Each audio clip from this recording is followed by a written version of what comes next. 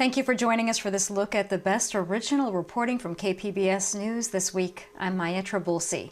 Coming up, keeping people in their homes. San Diego boosts protections for those who face no-fault eviction. Climate change through the eyes of kids. See a new exhibit displaying the work of local children. And is this the most controversial bike lane in San Diego? The pushback forcing the city to rethink how it rolls out future projects. San Diegans are showing sustained support for those affected by the war in Ukraine. As the number of asylum seekers grows at the border, the situation is weighing on those trying to organize help. Kitty Alvarado checked back in with the House of Ukraine in Balboa Park. After being overwhelmed by thousands of Ukrainians fleeing the horrors of war, Tijuana officials opened up a shelter. Hundreds more are still camping near the port of entry. Since Russia waged war on Ukraine, more than 3,000 Ukrainians have crossed through the San Isidro port of entry. Thank you so much. I have 5 more cases in my car. Some are already starting to settle in San Diego, among them Oksana Mushenko. The former teacher arrived here with her husband and children a few weeks ago. She now volunteers at the House of Ukraine in Balboa Park. This cultural center has become ground zero for fundraising for the country under siege. My mind visited only difficult thoughts. She stayed in contact with family and friends in Ukraine, and until now, she was hopeful they could quickly move on after the war. Now I feel empty in my heart. Images of mass graves and people murdered execution style in Bucha, where Russian soldiers occupied until recently, have left her so traumatized it's hard to speak. Reporters who have witnessed the aftermath say there's evidence of war crimes. Fellow volunteer Nina Kay, who was helping translate, steps in as Oksana shuts down. I'm afraid Oksana is having PTSD right now. Those pictures that we saw, that what Russians did in Bucha affected her terribly. Those horrifying pictures of atrocity in Bucha completely destroyed her. Also weighing heavy on her heart is her friend and colleague, a math teacher, Victoria, who stayed behind to take care of her elderly parents. She says Victoria and her family were brutalized by Russian soldiers who broke into their home. They stayed for days, then took her with them when they left. Зная подробности истории, это ужасно вообще. Knowing how it happened, it just horrifies her. And she's just devastated, really worried. She was one of her best friends.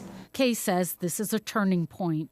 Those mass graves, it just destroys me to see what's happening in Ukraine.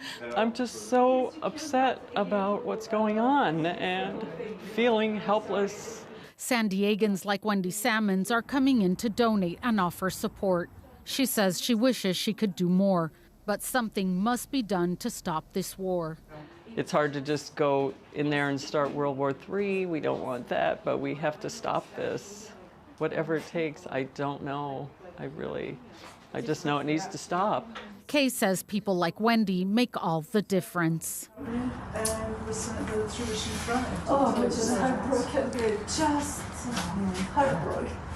Kitty Alvarado, KPBS News. Kitty went back to the border this week to see how people in Ukraine are being greeted once they arrive here in the U.S. It's part of our local coverage on the war in Ukraine, and all of it can be found anytime at kpbs.org.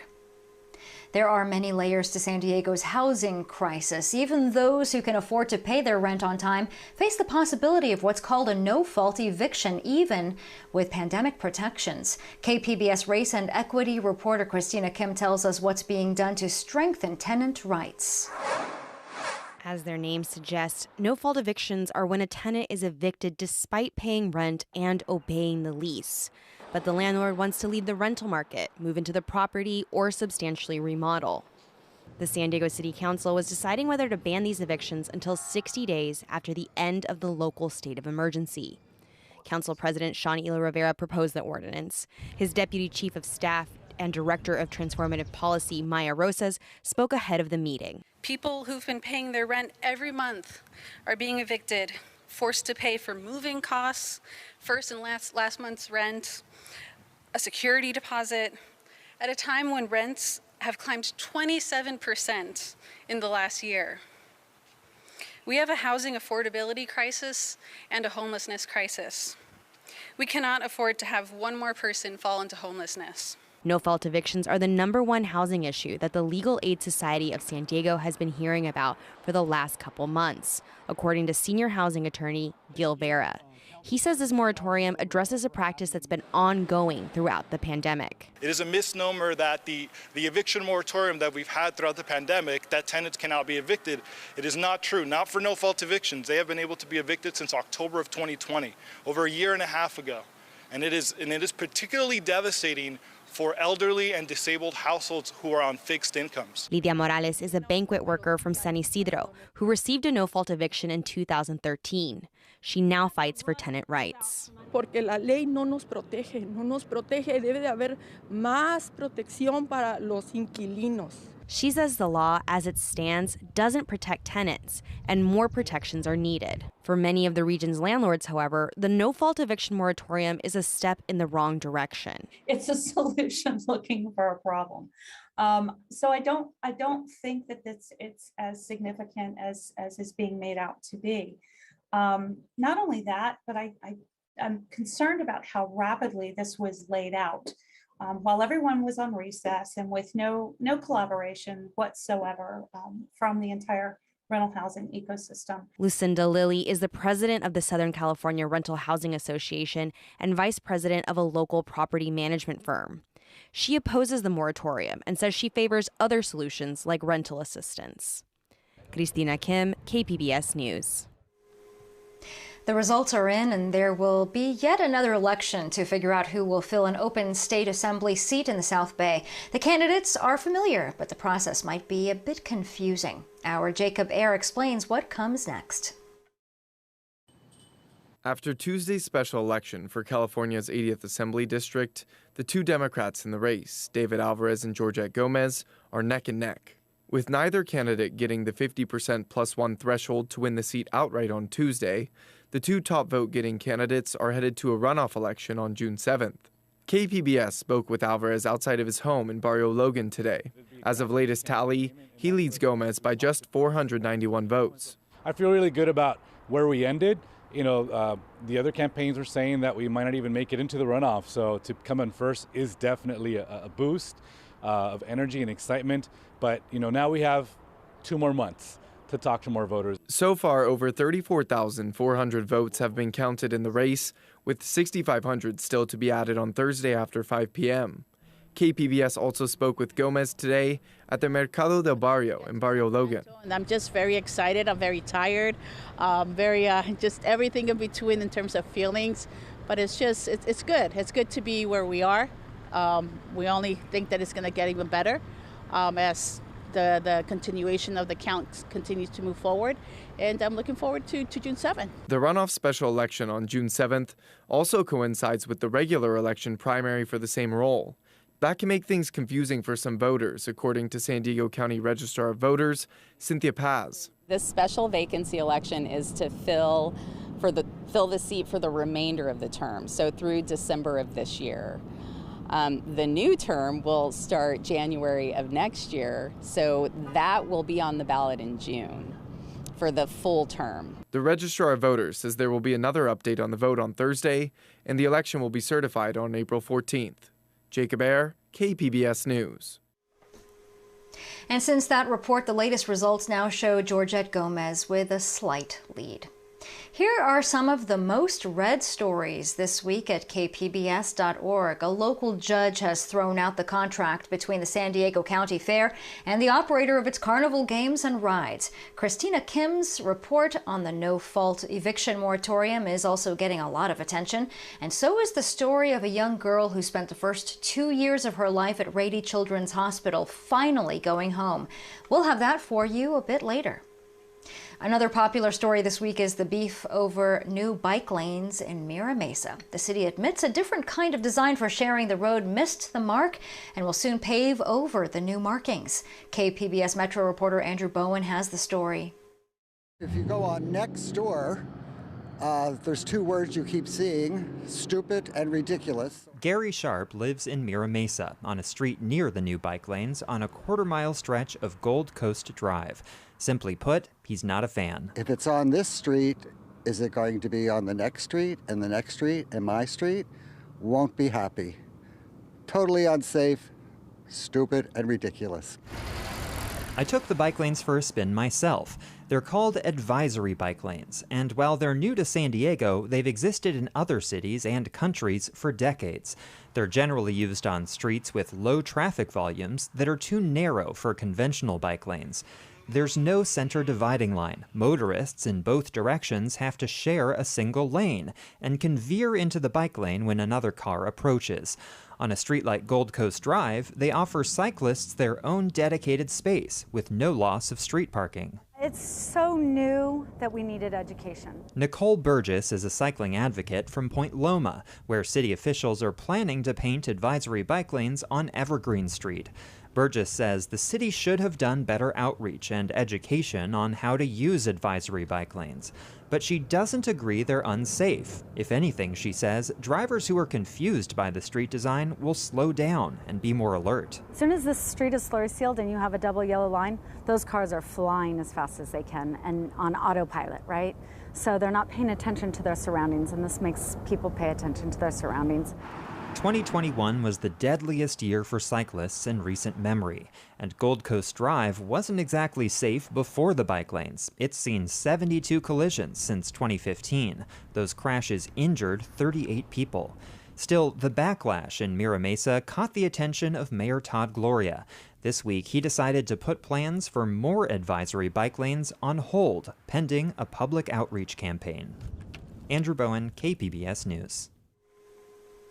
This week, the United Nations put out its latest climate change report, warning time is running out to avoid serious consequences in the years ahead. Young people will have to deal with that reality. As KPBS arts reporter Beth Accomando shows us, their perspective is on display in a new exhibit in Hillcrest. Dr. V. Nguyen, aka Dr. Plastic Picker, calls herself a secret eco-warrior trying to save the earth one piece of ocean-bound plastic at a time. So I'm a pediatrician, I'm a climate change and health advocate, and so the most important thing to me is to let the world know that climate change is a pediatric public health crisis. I wake up every day and think to myself, how can I help stop this? And how can I bend the arc toward a sustainable future? And so it seemed crazy, but one of the simple things that a child can do is actually draw a picture. I used marker, and I came up with this idea because a lot of people, they dump like their waste into the ocean. So then I made the ocean black like it was oil. And in the whale, it's a lot of other sort of plastic trash and like stuff that's just bad for animals. But then when it comes out of the black water, the colors change from gray to a brighter like blue. That makes it seem more alive, in a sense. Looking at climate change through youthful eyes is at the heart of #We Borrow the Earth from Our Children at the studio door. C. Fotorianu is an artist, but his patients know him as Dr. Andre Fotorianu. We thought that it's a good idea to involve the children through, creating art and creating some experience, positive experience about how to think about nature and environment and become a better citizens in this world. Maya Satterberg is trying to be one of those better citizens. The 17-year-old Mission Bay High School student had her water-themed painting selected for the exhibit. I just portrayed everyone's collective need for water and perhaps the ways we are affecting it, and I've obviously surrounded the whole piece by making waves next to it to show how every aspect is being affected by climate change. Making waves is exactly what the artists and organizers want the show to do. I think that art is such a useful and powerful tool to convey any sort of messages, so any visual communications is what I'm mostly interested in, and I think it's so interesting to see what everyone else has come up with as well. Fellow artist Michelle Yu is a 12-year-old Oak Valley Middle School student concerned with ocean pollution. I'm really interested in animals, and a lot of the animals that I like, they're slowly going extinct because of like the changing climate and a lot of trash that we dump into their environments. Pediatricians like Nguyen and Fotorianu witnessed firsthand how climate change is impacting children. We see asthma more, we see obesity, we see depression, anxiety. I mean, we can only be healthy in a healthy environment and healthy nature. So it's all connected. The reason I become a pediatrician is to change things from the start. And so these problems that we see in pediatrics, obesity, plummeting child mental health, it's all connected to the climate. And so when you realize the intersection of climate and health and children and the earth, it just opens the doors and makes us be more creative to kind of deal with these medical problems that kids have. Hashtag We Borrow the Earth from Our Children lets students express simple, clear messages. Children understand fundamentally what we adults make way too complicated. I think you really have to realize that it's an existential crisis. There's no time left. We have to act now. Art can help convey that message. It can also enrich a student's life. Not only does it promote like critical thinking and like critically engaging with the topics that you're making artwork of, because you have to understand a concept to break it down and then visually communicate it to an audience. But I think also art actually does have a very great transformative power because it allows people to critically engage with the ideas that are being presented. You can engage with the art of both students and professional artists at the studio door with hashtag We Borrow the Earth from Our Children. Beth Accomando, KPBS News. This is a weekend that's long in the making for a family and their daughter. After more than 2 years at Rady Children's Hospital, she's finally healthy enough to go home. KPBS health reporter Matt Hoffman was there for an emotional send-off. After 848 days, 2-year-old Addys Smith is going home for the first time ever. It's okay. She was born premature in December 2019 and developed a chronic lung disease. Her condition was so severe that she wasn't able to leave the hospital. There were even times it was unclear if she would ever go home. She gave everyone kind of a run for their money, but she held out, and she's the sweetest little thing in the whole world. And we always said, you know, the phrase was Addie's driving the bus. Her parents, Alicia and Chris, have been by her side the entire time. Her discharge was also the first time Addie was able to spend some real time with her little brother. Doctors say they have never seen a case like Addie's before. She had ongoing respiratory failure and constantly needed to be on a ventilator. She had very critically ill lungs, and we really struggled to help support her. But the parents persevered and she persevered, and we found a way to help her get home. 848 days is the longest that a patient has ever been here at Rady Children's Hospitals. Addie's parents say they're just looking forward to being home with her and being together as a complete family. It's really everything. You know, our son, who is 6 months, you know, we haven't been able to spend as much time with him as obviously we would have liked to, because we're here with Addie, and you know, we had to prioritize all of that, and just to be able to have both of them home under the one roof together is everything. Addie's discharge brought together dozens of family, friends, and caretakers. Being hospitalized during the pandemic meant that family and friends really couldn't see her much. Addie's grandparents say after 2 years, they have some ground to make up. Being together at Christmas, being together for her birthday, just enjoying those times. We have hardly held her or seen her in 2 years. We have missed so much, but we'll make up for it. Doctors are hopeful that Addie's lungs will continue to grow, even to a point where she can be off of a ventilator one day. Matt Hoffman, KPBS News. Major League Baseball is back. The Padres welcomed their fans to Petco Park on Thursday night for Fan Fest. Past players signed autographs, and a watch party was held on the big screen for the first game of the year. The Padres will have their first home game this coming Thursday on April 14th against last year's World Series champs, the Atlanta Braves. Another sign of spring is the warmer weather, and there's a new place to cool off in University City. KPBS education reporter MG Perez shows us the new community pool made possible by the city and the school district.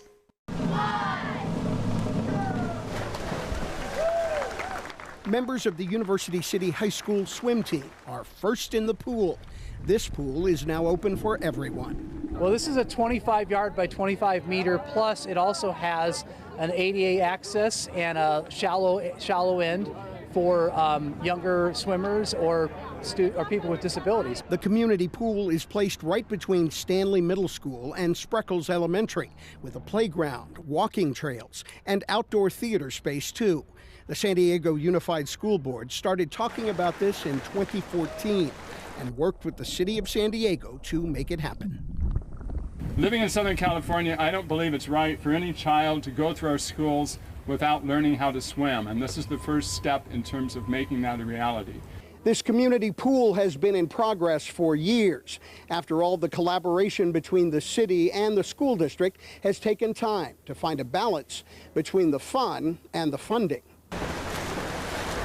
The joint venture was paid for with capital bond money approved by San Diego voters to repair, renovate, and revitalize neighborhood schools.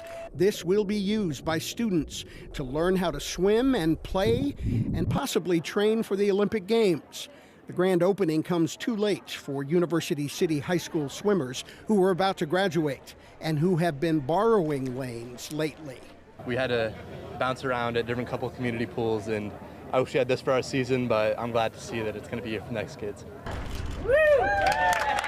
Mia Ryan held the ribbon that was eventually cut to open the pool. She stood in the sweltering heat, happy to do so for her neighborhood. She grew up here and is now a member of San Diego State's swim team. Seeing this incredibly beautiful pool for the whole community, for all children to not only learn how to swim, but recreationally play in is just, it leaves me in awe. Summer in April with the perfect place to cool off. MG Perez, KPBS News. And finally, on the show, we have a story that any pet owner will want to see. John Carroll visited a senior home that turned part of its property into a cat sanctuary. And that's where he met a woman who is providing healing and love to some of the county's 1 million strays. This is probably not what you'd expect to see at the back of an assisted living facility for seniors. So this is our main cottage. Welcome to Shanti's house. Christina Hancock founded Shanti's House 5 years ago, and it's not like she didn't have enough to do. She's both a lawyer and a critical care nurse. But then one day she took a wrong turn and found herself face to face with a feral kitten that would change her life. She named her Shanti. She began driving to the neighborhood every day to feed her. I thought I'll trap her and bring her home, and then I discovered she was tip of the iceberg. Hancock soon learned there were more than 60 feral cats in the area. She and a handful of volunteers started feeding them, getting them spayed and neutered, caring for their medical needs. But Hancock says she knew that wasn't enough. They needed a place, and she had an idea.